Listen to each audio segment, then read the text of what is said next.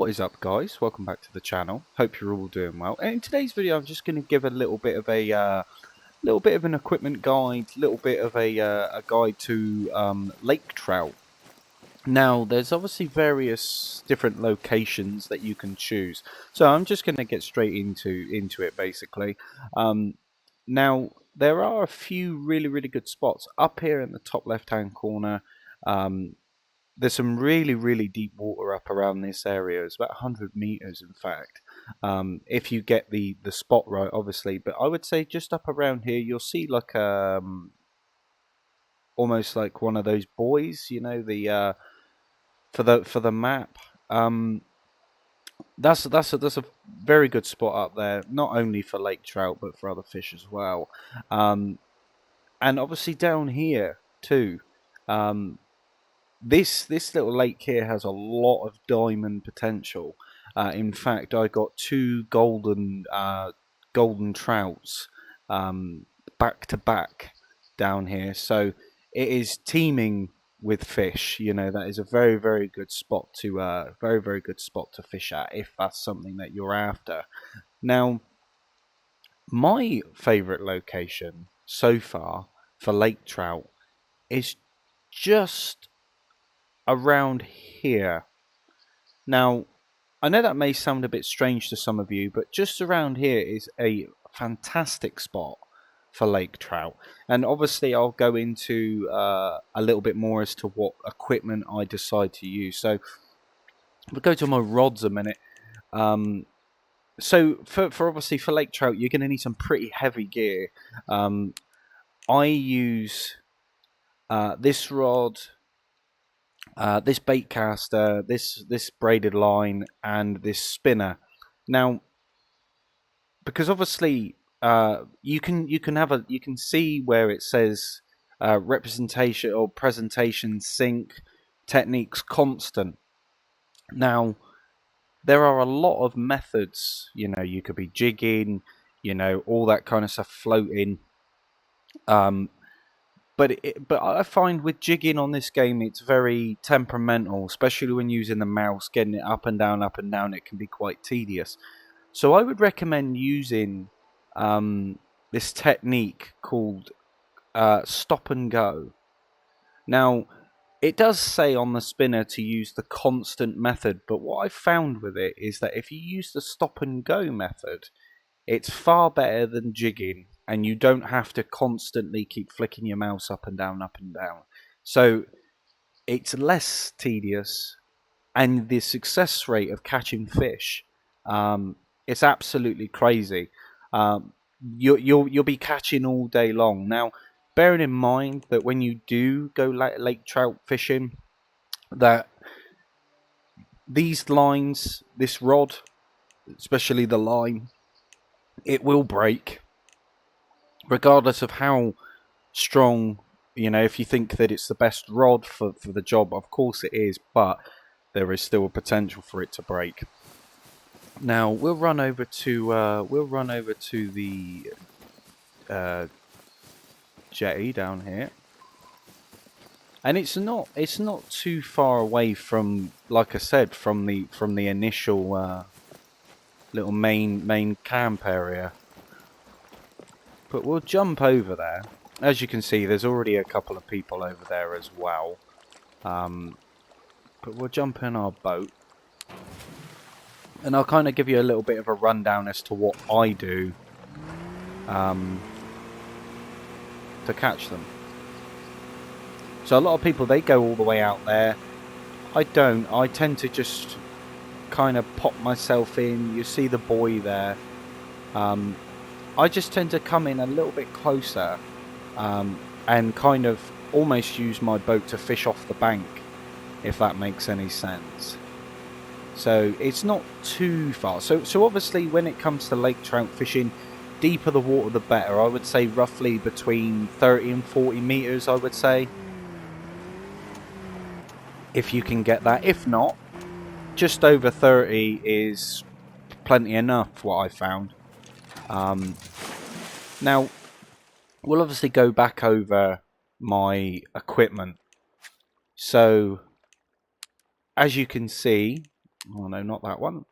So as you can see, I'm using the hook size 1. Now I tried the hook size 2 and I was getting fish, but not at the success rate that I'm getting them with the hook size 1. But I'll show you the little stop and go method. So obviously we want to cast out. So we are about 26 meters, but that's okay. We could get away with it. So the whole idea of this is to obviously wait for it to sink all the way down to the bottom. Now, a lot of people they use the jigging method, like I said, where you go up and down on the rod, you know, jigging, but that can get a little bit tedious and tiring after a little while. And there's just this stop and go method, like I say, it's just so much easier. So obviously we're catching bigger fish. Now, depending on the depth of the water will depend on your drag speed, you know, your drag distance. So I like to set mine if I'm fishing anywhere above 50 meters, 40 50 meters, then I've got it like set to 10%. For water like this, I feel between 20 and 30 is absolutely fine. If you set your reel speed to 2 as well, because that's what you want, and all you want to do is just reel in a little bit and stop, reel in a little bit and stop, and you kind of get the idea of how I'm doing it with the rod. And you just keep repeating that process, and you'll notice, there you are, look, and you'll notice in the bottom right hand corner that it comes up a bit and then floats back down, you know, comes up a bit and then sinks.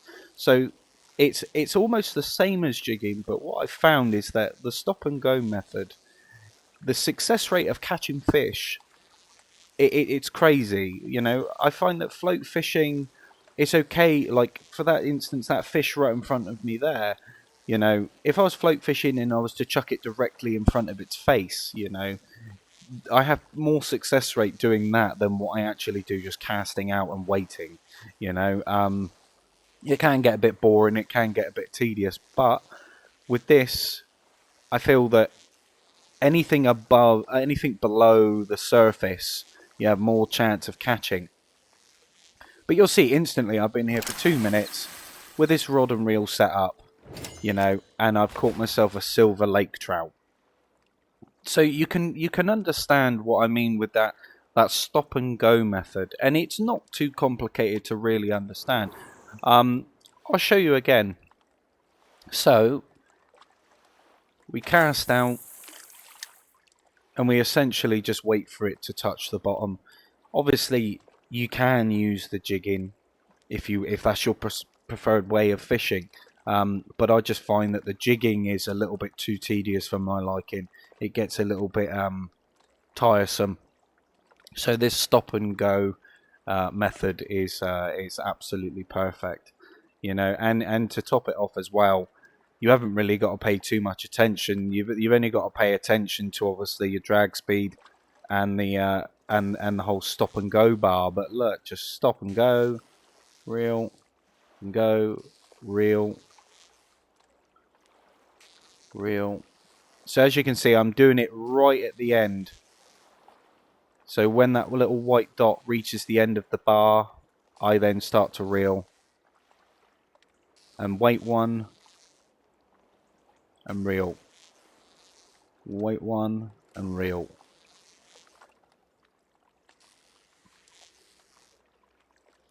Now obviously different spots on the map have different rates. Like I said, that bottom left hand lake on the map is a very decent spot. The only problem is that you do get a lot of people down there, and for me, I just like the peace and quiet. I don't want people, you know, driving around in their boats and stuff, or at least parking right up next to me and essentially, you know, like hogging the spot, you know. So I like to find areas that not a lot of people go to, and to be fair, when you do that, you surprise yourself, because when it comes to catching fish in particular, it'll be untapped in a way. There'll be fish there that haven't been caught because people aren't fishing in other places. They're just going based on what, people say is a good spot and what people say isn't a good spot. I found this spot just by just experimenting, really, just testing it out. And you can find these fish pretty much anywhere. And that's the thing, they're not tied to one specific body of water. You can find them pretty much everywhere. But as you can see, that method, this stop and go method, works absolutely fantastically. And anybody that's struggling to catch fish, float fishing is it's really not. It's okay for the beginner side of things, at the beginning of the game when you've got that. And I'll even show you the rod setup that I use to pretty much catch everything else besides the larger fish. There we go.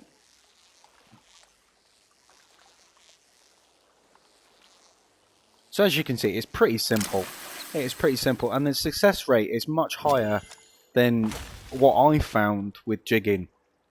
So I will show you the setup that I use for everything else. So when I first started the game, the first rod I actually bought was this one here, the green one. I saved up a little bit more money and I bought the green one. This one is perfect. What I've been using straight away, for the majority of all the fish that I've caught is... So you'd obviously have a different spinner, but you got your lines as well. But this is the important part, more or less to the point. So I like to use the jig head spinning rig, and I'll show you why. So what I tend to do is I'll put like a hook size 6 on, and then I'll just get like a grub. And this method, this little setup here, it's fantastic. I was catching fish for days. As you can see, I'm level 39. I managed to buy the most expensive rods, blah blah blah, and I've still got money left over to do other bits and pieces. I've bought an awful lot of stuff, but that little setup right there, give it a go, and I'm sure that you will not be disappointed. In fact, I caught my golden lake trout, both diamonds, using this setup. So if that's something that you're interested in, then by all means give it a go, and I'll be interested to hear what you guys think of it. Anyway, let me know how you get on. But yeah, as far as lake trout fishing goes, this is the setup that I use. Pretty expensive on that side of things, but eventually you will work up and you are able to purchase it. So that's all good. But like I say, guys, if you have any questions, please drop it down in the comment section below, and I'll be more than happy to help.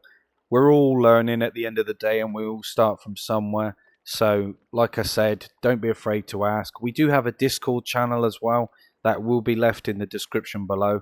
But until next time, guys, like I say, take it easy, stay safe, and I will catch you all in the next one.